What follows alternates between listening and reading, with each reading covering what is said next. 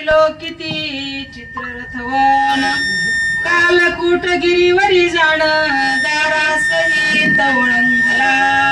असं का पांडुरंगा करू प्रथम नमन दुसरे चरण संताच्या त्यांच्या कृपादाने कथेचा विस्तारू.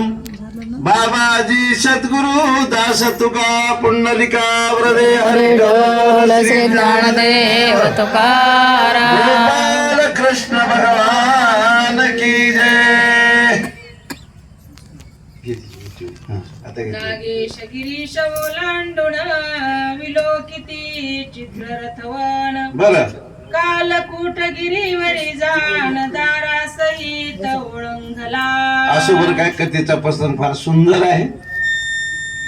पंडूराजाला असा शाप दिला आणि शाप दिल्याच्या नंतर आपण आता सरांच्या मुखातून ऐकलं की काय शाप दिला. सांगितलं बाबा जर तू जशा प्रकारचं कर्म केलास तशाच प्रकारचं कर्म तुला भोगावं लागेल. हा शाप पंडूराजाला झाला आणि पंडूराजाला शाप झाल्याच्या नंतर पंडूराजा देहावर उदास झाले.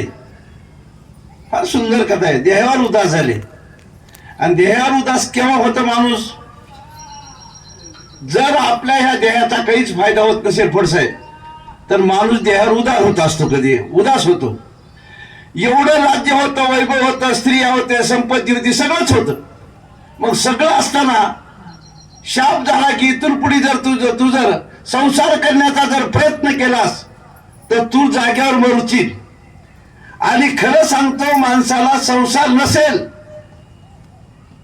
संपत्ती नसेल चालेल पण संसार लेकरा बाळा हा सुख प्रत्येकाला पाहिजेत. राजा उदास झाला आणि उदास झालेला राजाला आपल्या 2 पत्नीला जवळ बोलवलं आणि सांगितलं आता मी तुमच्यामध्ये राहणार नाही. मग काय करा मग काय करतो म्हणजे मी वनात जातो. राजाला दोन्ही स्त्रियाला कुठे जातं ते मालकात ऐकली पाठवलं. त्या 2 स्त्रिया स्वतःच्या मालकाचा शब्द ऐकला आणि दोन्ही स्त्रिया सोबत वापस गेल्या. राजा तिथून निघाला पण मला एक संभ्रम लक्षात आलं नाही. तुमच्या आलं का नाही मला माहित नाही. काय झालं एक वचनी शब्द वापरला का इथं 2 वचनी शब्द द्विशब्दी शब्द वापरला व्याकरणामध्ये. अरे या दोन्ही पत्त्या सोबत घेतल्यात सोडल्या नाही. दोन्ही पत्न्या सोबत घेतल्यात.